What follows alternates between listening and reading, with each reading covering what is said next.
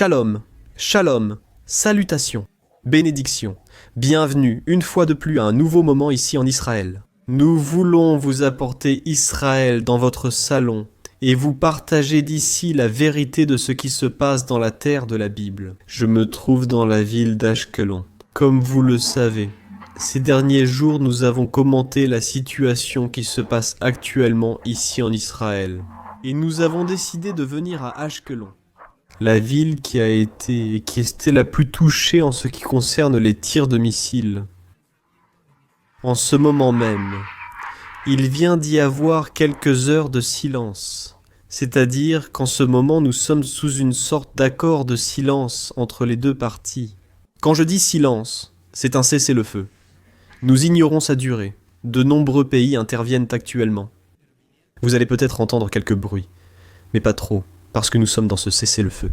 Peut-être que le conflit reprendra cet après-midi et tout le reste. Donc, dans cette fenêtre de temps de cessez-le-feu que nous avons eue, nous avons dit « Allons-y maintenant, pour pouvoir vous montrer comment est la ville aujourd'hui. » Peut-être que beaucoup de gens commencent aujourd'hui à sortir et à se déplacer parce qu'il y a un peu de liberté. Nous sommes ici, nous allons vous montrer. Maintenant, nous montons en voiture pour vous présenter un aperçu de la ville. Et nous allons voir un peu.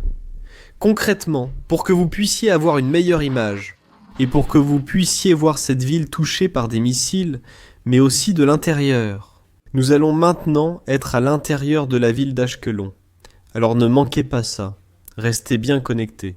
Il y a des mouches ici. Les mouches de la plaie sont encore restées à cet endroit. Rappelez-vous que nous sommes dans la ville où autrefois les Philistins ont habité. L'une des 5 villes où les Philistins ont vécu. Ashkelon, vous allez la découvrir. Ashkelon. Et juste à côté se trouve aussi la ville de Gaza. Donc nous allons découvrir un peu la ville d'Ashkelon.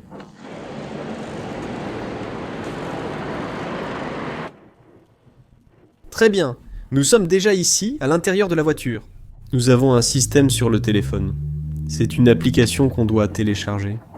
Et cette application avertit quand les alarmes commencent à sonner. Parfois, on ne l'entend pas.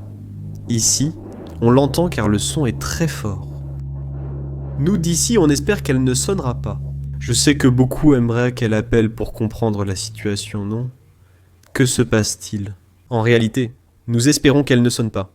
Ce n'est pas une blague. Beaucoup ne le souhaitent pas non plus. Et bon, nous plaisantons. Parce que nous voulons être dans un esprit de joie en ce lieu. Où il y a vraiment tant de peur, tant d'esprit de peur. Qui est venu, qui a survécu ces derniers jours. Mais comme vous pouvez le voir, la rue est assez déserte.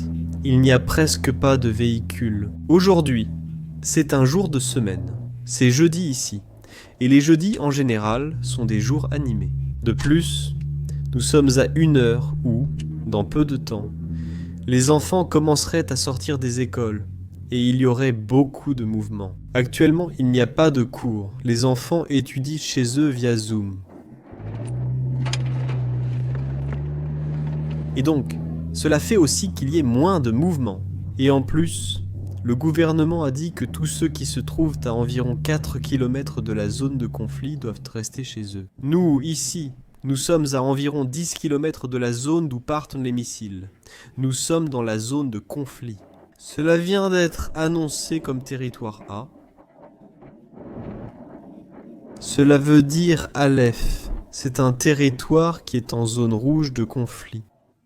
Ashkelon vient d'être nommé comme l'une des villes en zone rouge de conflit. Comme je l'ai dit, ce cessez-le-feu ne dure que quelques heures. Alors, dans cette fenêtre de temps que nous avons, nous sommes sortis nous promener dans la ville d'Ashkelon. Je suis ici avec ma femme Lorena. Elle nous guide avec le véhicule. Le véhicule aussi. Alors nous allons aussi l'écouter. Parce que vous m'écoutez toujours. Vous m'écoutez moi. Qu'est-ce qu'une femme peut aussi penser dans cette situation ? Parce que beaucoup d'entre vous me disent « Ah, Eduardo, le pasteur Eduardo est un kamikaze. » En d'autres termes, il se met sous les missiles et veut les arrêter avec un parapluie. Mais ce n'est pas facile. Ce n'est pas facile. Mais vous le savez déjà, confiant, que nous sommes à l'ombre de l'Omnipotent. Qu'est-ce que tu ressens, Lorena, d'être maintenant dans cette ville ? Il y a quelques heures à peine, nous voyions que c'était la ville qui était constamment attaquée. Qu'est-ce que je peux ressentir? Je dois juste être plus attentive. Autrement dit, ne pas vraiment profiter du voyage ni du lieu. Je ne sais pas, ça fait des années que je ne suis pas venue à Ashkelon et je ressens simplement que je dois être plus attentive. Mais bon, enfin, on n'est pas non plus si fou pour ceux qui se posent la question. Nous avons laissé les enfants à la maison, ils ont déjà les instructions. Nous avons pratiqué comment ils doivent entrer dans la chambre de sécurité de la maison, comment fermer la porte, comment l'ouvrir. Nous l'avons déjà fait plusieurs fois, donc ce n'est pas comme si nous nous en désintéressions. Et donc, ils sont restés là-bas. Ils savent déjà qu'ils doivent descendre, au moins prendre un téléphone pour nous prévenir. Nous avons aussi l'application dont Edu nous parlait, où nous pouvons voir si l'alarme sonne là-bas ou non, et aussi si l'alarme sonne à l'endroit où nous sommes. Et bon, nous sommes sortis un jour où, évidemment, ce n'est pas si dangereux. Sinon, nous ne pourrions pas prendre de risques, parce que nous sommes des parents de famille. Tout d'abord, nous devons faire attention, bien sûr. Mais non, je fais simplement attention, je reste attentive au cas où il y aurait une alarme ou quelque chose. Et en fait, ces jours-ci, nous ne sortons pratiquement pas avec les enfants. Nous ne serions jamais venus avec eux à aucun moment, parce que ce serait un peu plus stressant au cas où il arriverait quelque chose. Comment sortir de la voiture? On se pose toujours la question. Bon, ces choses-là, on les fait seulement toutes les deux. Au cas où il se passe quelque chose, on est seulement deux à devoir se réorganiser. Eh bien, franchement, félicitations qu'on ait pu sortir un peu de la ville. En tout cas, moi, ça me plaît. Je me souviens, il y a quelques années, quand on y allait, je me rappelle qu'on avait un petit, le plus jeune. Nous en avons 3, mais le plus petit. On devait l'attacher dans ces petits sièges pour bébé. Il n'avait que quelques mois. Et nous étions dans notre ville, et il y avait des conflits. Nous étions sortis faire quelques courses. Je ne me souviens même plus quoi, c'était... L'anniversaire de l'un des garçons dans un endroit, je me souviens. Bien. Et quand nous sommes sortis, alors la sirène a retenti. Et quand cette sirène retentit, ce qui s'est passé, c'est qu'elle nous a pris presque comme à un feu rouge. Alors nous avons dû ouvrir les portes. Et la voiture, ce que nous avions oublié, c'est que nous avions mis la sécurité enfant sur les portes arrière. Quand nous avons voulu ouvrir leurs portes pour les faire sortir pendant la sirène, elles étaient bloquées. Impossible de les ouvrir. Et à ce moment-là, c'est comme si l'esprit, ou la pensée, je ne sais pas comment ça fait, tout se bloque, non? C'est-à-dire, pensons vite. Mais on n'arrive plus à penser vite, parce qu'on se regarde l'un l'autre. Les portes sont fermées, les enfants dedans, nous dehors. Grande nervosité. On a dû les faire sortir, peut-être par la fenêtre, je ne me souviens plus comment. Et c'est comme ça qu'on les a sortis. On les a sortis, on est parti, et on est resté dans un espace ouvert. Comme vous le voyez, quand la sirène sonne, il faut rejoindre un espace ouvert, descendre de la voiture. Il est interdit de rester dans la voiture. Et on se demande, mais attends, n'est-ce pas plus sûr de rester dans la voiture que de sortir dehors? Parce que si cette chose explose, alors tout ce qu'on appelle ce résisime, ce sont des morceaux qui tombent et peuvent être blessés parce qu'ils mettent des clous et plein de choses à l'intérieur de ce matériau lourd en plomb. Donc c'est comme si c'était plus dangereux. C'est plus dangereux d'être dehors. Mais en réalité, ici le gouvernement et l'armée ont fait leurs examens et disent qu'il est beaucoup plus sûr de rester dehors. Heureusement, il ne s'est rien passé. On est resté à raconter l'histoire et on a vu cette chose exploser dans le ciel. Et on ressent une explosion très forte, et c'est comme si ça vibrait. Comme si vous sentiez quelque chose vibrer à côté de vous. C'est l'onde de choc ou autre chose. Je ne souhaite à personne de vivre une telle situation. Mais bon, nous sommes là, et il y a de la vie ici. À Ashkelon, il y a plusieurs croyants. Une communauté russe et ici, la communauté latino. Il y a une communauté roumaine. Il y a plusieurs personnes croyantes ici dans cette ville. Comme je l'ai dit, Vous la voyez maintenant calme. C'est une grande ville. Elle est située sur la côte de la mer Méditerranée. Et comme vous pouvez le voir, c'est une ville ordonnée, propre, bien entretenue. Mais ses voisins ne sont pas les meilleurs, n'est-ce pas? Parfois, nous avons des voisins qui ne nous aiment pas trop. Et c'est le cas de certains voisins qui ne nous aiment pas trop. Alors, ils sont là en permanence, en attaque permanente. Eh bien, Laure, il semble qu'en réalité la journée ait été assez... C'est assez calme comme aujourd'hui, non? Ce feu-là est plutôt calme, vraiment? Il le respecte? Souvent, le problème survient au milieu. Au début du cessez-le-feu, c'est toujours comme on disait hier, non? Ce silence, celui où on ne sait pas si on doit vraiment se détendre ou continuer à rester sur ses gardes, non? Alors espérons que oui, que le cessez-le-feu soit vraiment définitif et que nous puissions revenir à la normale, n'est-ce pas? Après cette année, compliquée dans le monde entier, n'est-ce pas? Avec le Covid, le virus, alors espérons que ce soit le cas. Un autre détail, c'est que lorsque vous... Ici, il y a l'hôpital d'ailleurs. Ici, sur notre droite, il y a l'hôpital Oura-Silai, où en ce moment des personnes sont soignées.